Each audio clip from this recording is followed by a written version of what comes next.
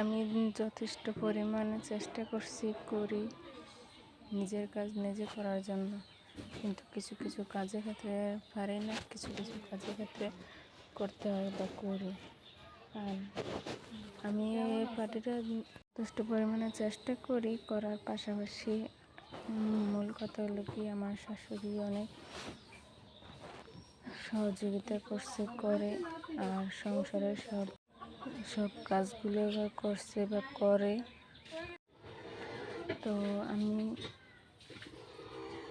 ওনার সব কিছু ওনার বার উপরে সাইডে দেয় নাই, কারণ উনি মুরব্বী মানুষ, আর অসুস্থ আছে সুস্থ আছে, দুটোটা মিলেই চলে আর করে।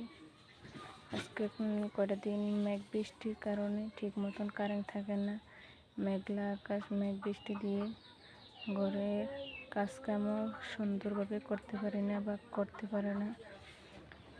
বাড়ি দ্বারা সব কাজ আমার শাশুড়ি করে, পায়ে পাতলা কাজ কিছু টুকিটাকি আমি করি। তো আমি এখন আর পাটি বুনতে পারি নাই, আমার শাশুড়ি করে। একটু চাই বসে কোনো পারি কিনা। এখন দেখতেছি যথেষ্ট পরিমাণে কষ্ট হইতে আছে, যতটুকু বসছি বসার থেকে কষ্টটা হয় বেশি, কিন্তু আমার পক্ষে অসম্ভব হয়ে যায়। আমার শাশুড়ি, আমি দৌড়াইছি, আমি অল্প কিছু দিন বসছি, হয়তো বা 2-3 দিন হইব, আর সম্পূর্ণ পাড়িটা শেষ করতেছে আমার শাশুড়ি। তো সবাই দোয়া করবেন, আল্লাহ তাআলা যাতে করে ওনারা সুস্থ রাখে, ভালো রাখে, আমিও যাতে করে সুস্থ থাকি, ভালো থাকি। তো এই মেঘ বৃষ্টি দিয়ে যথেষ্ট পরিমাণে যত কাজ ছিল আগে, এগুলো সব কিছু সামলিয়ে রাখছি, আগে করছি। ধোয়া, সামনে ঈদ আসতেছে, আর এখন দোয়া দেই সব কিছু নিজে যাতে করতে গিয়ে কষ্ট না হয়, সেজন্য আগে যথেষ্ট পরিমাণে করে রাখছি। আর মেঘলা দিন থাকার কারণে, মেঘলা আকাশ থাকার কারণে, বৃষ্টি থাকার কারণে, কারেন্ট না থাকার কারণে এখন ভিডিও ক্যামেরা সুন্দর হয় না। অবশ্যই আপনারা কেউ কিছু মনে করবেন না। যদি কেউ কিছু মনে করেন, আমার কথাগুলো আপনাদের কাছে যদি মনে হয় এটা কষ্ট বা খারাপ দেখা যায়, তাহলে ক্ষমা দৃষ্টিতে দেখবেন, ক্ষমা করে দিবেন। তো আমি এখানে বসছি বা কাজটা করি, এটা কিন্তু আমার শাশুড়ি জানে না। যদি জানে বা দেখে, তাহলে বকাঝকা করে আমার এদিক থেকে নিয়ে যাবে।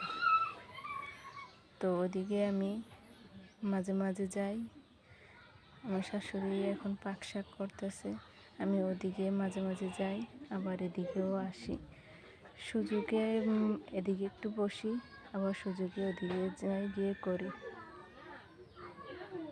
তো বৃষ্টি থাকার কারণে নিজের কাছেও ভালো লাগে না, বাইরে হাঁটাহাঁটি করতে পারি না, ঘরে বসে থাকতে কতক্ষণ এইভাবে বসে থাকা যায়, কোনো শুয়ে থাকা যায়। কিন্তু বৃষ্টিটা না হলে আমার জন্য অনেক ভালো। বৃষ্টিটা হলে বাইরে হাঁটা চলাফেরা করতেও রিস্ক, যার কারণে মেঘ বৃষ্টি কাদা জমে থাকে, পিছলা হয়ে যায় পথঘাট। যেহেতু গ্রামের মেয়ে, গ্রামের বাড়ি, গ্রামের সব কিছু, গ্রামের জন্ম, তো বাঁচার জন্য থাকতে হলে, নিজের ভালো থাকার জন্য নিজেরটা নিজে ভালো খুঁজে নিতে হয় বা ভালো বুঝে নিতে হয়। সেজন্য মেঘলা জুতাটা নিজে কিনে আনছি। কয়েকদিন আগে ডাক্তারের কাছে গেছিলাম, তখন মেঘলা জুতা পায়ে দিয়ে হাঁটি, তারপরও মাঝে মাঝে মনে অনেক ভয় হয় যদি কোনো কারণবশত পড়ে যায়, কোনো একটা যদি দুর্ঘটনা ঘটে যায়, মনের মাঝে খালি এই ভয়টা থাকে। আর মেয়ে যেহেতু বাচ্চা মানুষ, মাদ্রাসায় যাওয়া আসা করে, তার জন্য কিনে দিছি যাতে করে না পড়ে। ছোট বাচ্চা মানুষ হাঁটতে বা দৌড়াদৌড়ি করতে পিছলে যাতে করে না পড়ে, সেই জন্য কিনে দিছি। তারপরও মেয়ে দুদিন পরে গেছে হাঁটতে গিয়ে, পরে যেয়ে এত কান্নাকাটি, একটু রাগারাগি। তো মেয়েকে একটু বকাঝকা বা রাগারাগি করলে ভয়ে কান্নাকাটি করে চুপ করে থাকে। যখন পরে আবার আম্মুকে ডাক দিই তখন না খুব মায়া লাগে আর নিজেরই কান্না এসে পড়ে।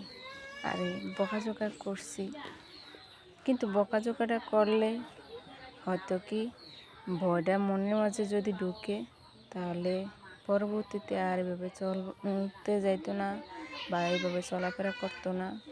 তার জন্য এটা করা। আলহামদুলিল্লাহ, যেভাবে আমার মেয়ে আছে যথেষ্ট পরিমাণে ভালো আছে, কথা মানে।